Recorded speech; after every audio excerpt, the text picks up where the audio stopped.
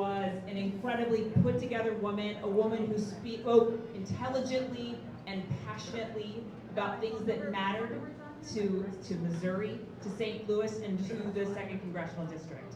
And I encouraged Joan to join me at Camp Carnahan back in, I don't even remember anymore. And I came out of that event and said, oh hell no, I ain't running. Right? Because running is hard. Running sucks. And Joan came out of that event and she decided to do the hard work. And she is running for the 2nd Congressional Campaign, 2nd Congressional District, for the Democratic nomination. And I am so excited to have her at our event. Thank you.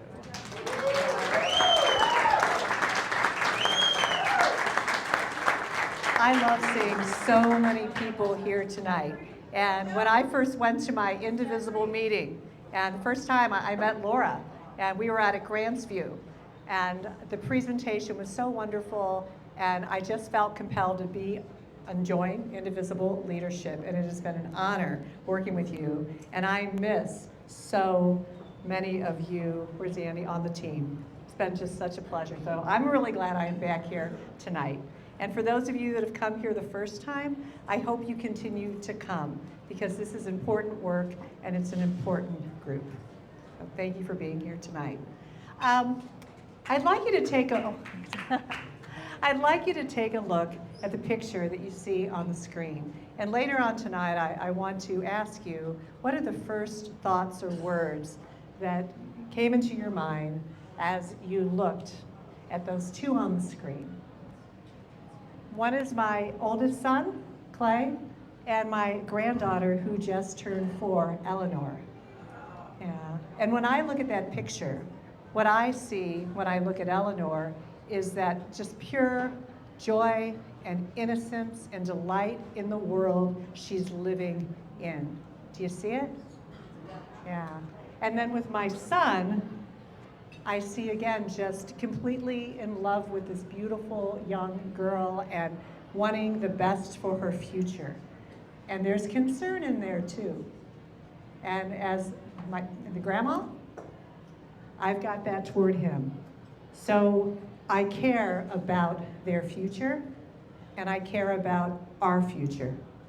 So I've come out of retirement because things need to be fixed. And I think about my youngest sons and my family and all the young people that I talk to, and how things are a little different. You know, my husband, Rock, and I, high school sweethearts, I remember after we graduated and we both went to college. And I just went up to the community college in Florissant, just up the street. It was really affordable. I worked at a bookstore, kind of paid my way through it, with a little bit of help from my parents too. And then when I finished those 2 years, I went to UM St. Louis, just a couple miles down the road, and got my degree. And then I got my master's degree when I was teaching in Parkway right after that. Things were affordable and manageable.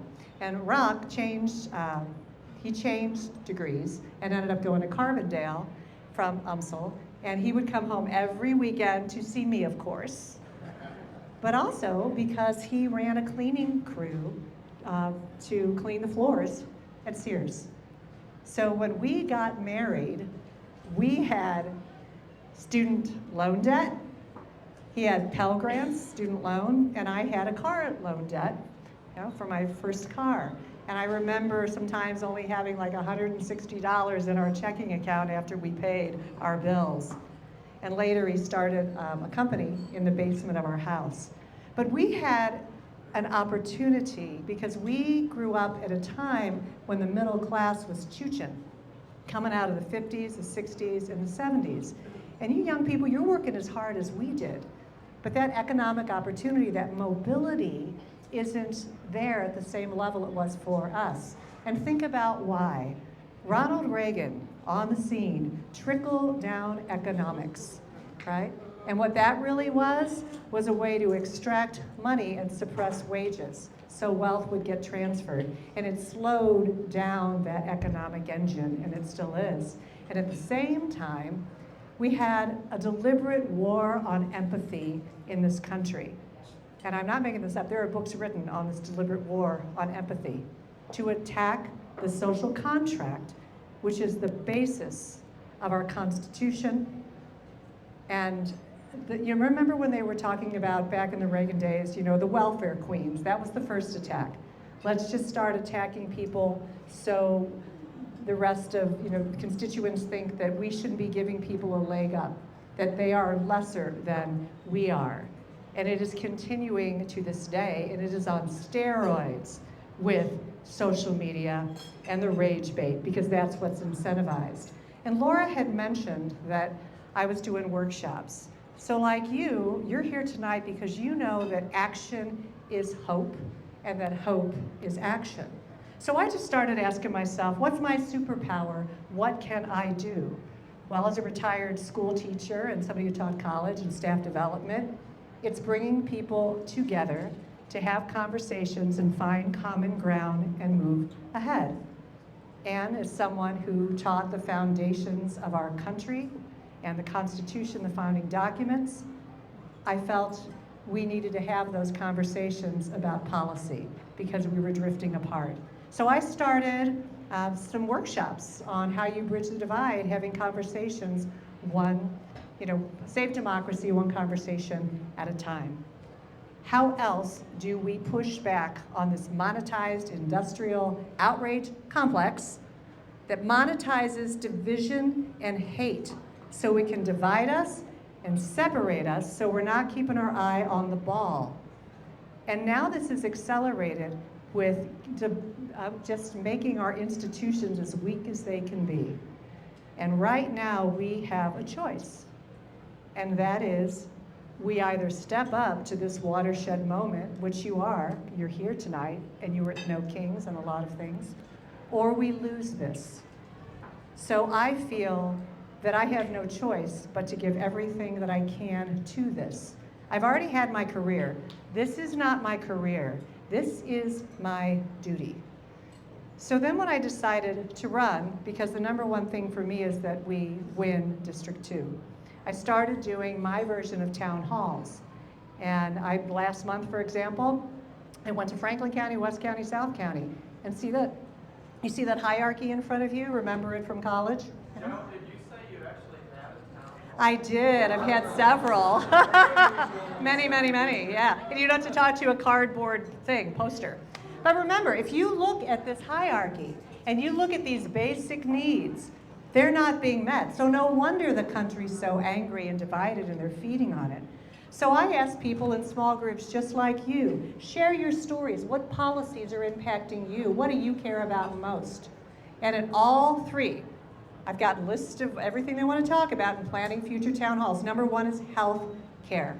So you've got some things on your desk. You've got 3 choices to hear a healthcare panel. I have Ed Weisbart, Physicians for a National Healthcare Plan. He will be on the panel. Andrea Gorey, who works for Mercy, but she's putting on her consultant hat, and she talks about how we can't change outcomes unless we change the system. And then there's some other people that might join us. There's 3 different dates, there's 3 different times, and there's 3 different places. I want you there. I believe town halls need to be different. I believe representatives need to bring information to their constituents. We need to be talking about legislation. We need to be talking to one another. Because if we do this, we can be the next greatest generation. And we can fix this. Because people are tired of the outrage and the anger, and they want solutions. So I hope you join me. Tonight, there are envelopes over there that have a lot of information. You can donate, you can volunteer. You've got options to come and see me live because I am running as I will represent. And that is who I am. So thank you for coming tonight.